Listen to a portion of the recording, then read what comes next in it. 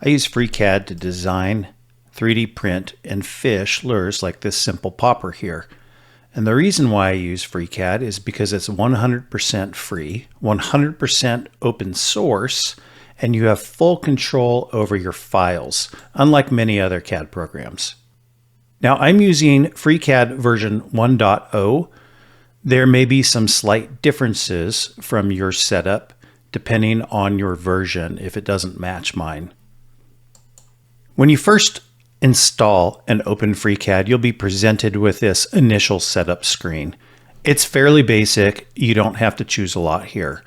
I'm going to stick with the default units, but I am going to change my navigation style. This has to do with how your mouse keys work, whether your right mouse key zooms or pans, and Tinkercad is just the style I'm used to. You can use any of them, and of course, you can change it later. I will also stick with the default light theme and just say done. Now I don't have a file open yet, and everything you do in FreeCAD changes the user interface a little bit. So let's first create a file. And now that I've created a file, I want to show you kind of the basic parts of FreeCAD. The first is that everything is centered around workbenches. And this is the workbench selector here.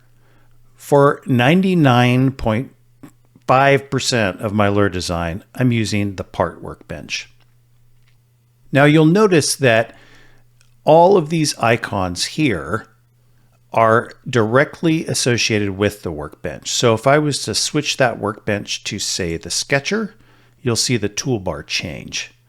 Let's go back to part and just kind of talk about what we have here.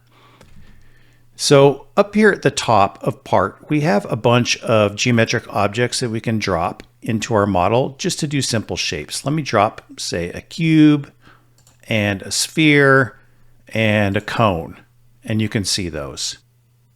I will occasionally use these geometric objects, these basic geometric objects, but I will also be doing a lot of work in sketches and lofts.